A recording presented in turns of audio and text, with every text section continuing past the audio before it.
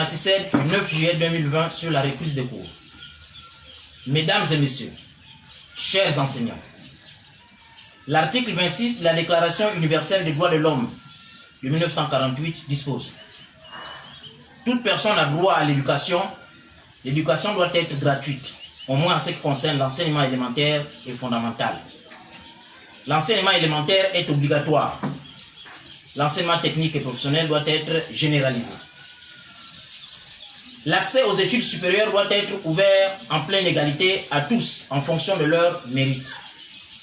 L'éducation doit viser au plein épanouissement de la personnalité humaine et au renforcement du respect des droits de l'homme et des libertés fondamentales.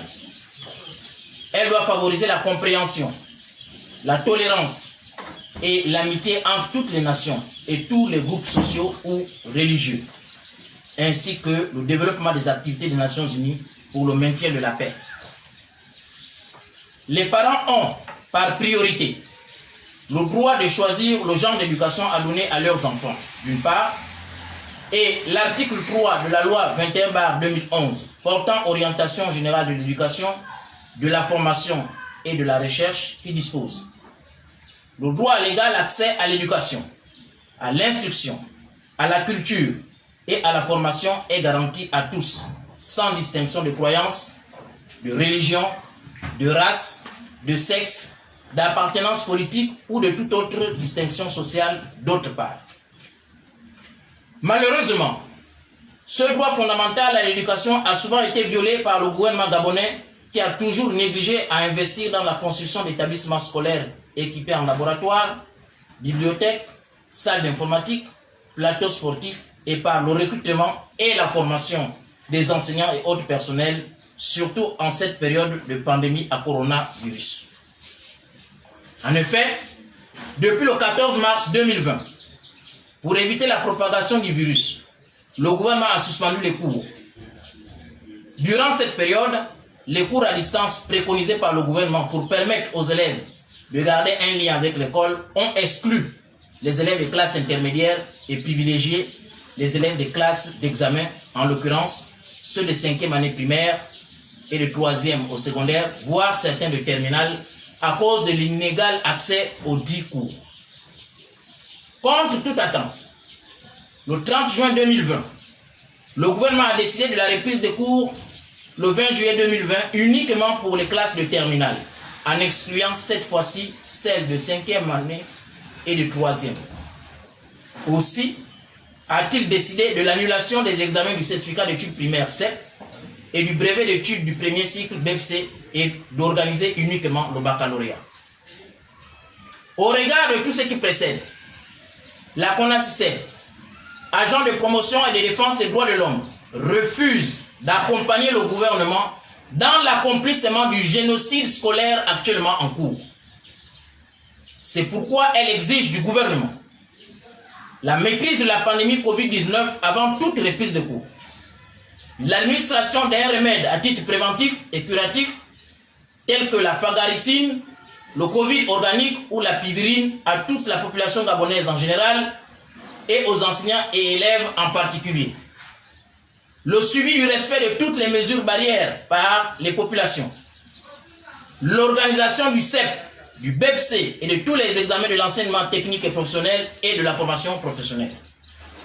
Le paiement intégral des vacations 2018 et 2019. L'octroi de l'indemnité Covid-19 aux enseignants qui reprendront les cours car ils seront exposés au risque de contamination de la maladie.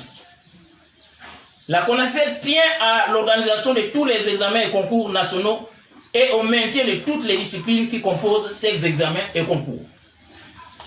Le refus par le gouvernement d'accéder à ces préoccupations urgentes pourrait amener la CONACYCED à demander aux enseignants de ne pas reprendre les cours le 20 juillet et de ne pas prendre part à l'organisation du bac. Par ailleurs, la rentrée des classes du 9 novembre 2020 est conditionnée par la régularisation de toutes les situations administratives des enseignants, recrutement, intégration, titularisation, avancement automatique, mise en stage, reclassement après stage, le paiement des rappels soldes, la construction d'établissements scolaires équipés en laboratoire, bibliothèque, salle d'informatique, plateau sportif, l'organisation des concours internes et externes d'entrée à l'école normale des instituteurs, ENI, et à l'école normale supérieure, ENS.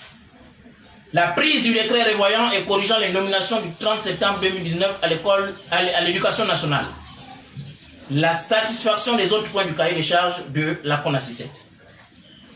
Enfin, en cas de contamination d'un enseignant à la maladie à coronavirus durant la période de reprise de cours, la CONACYSET estera en justice les responsables d'administration conformément à l'article 6 de l'arrêté numéro 0055/MFP-TFPDS du 30 avril 2020 fixant les modalités dérogatoires du travail dans les services publics non essentiels pendant la période de l'état d'urgence liée au Covid-19 qui dispose.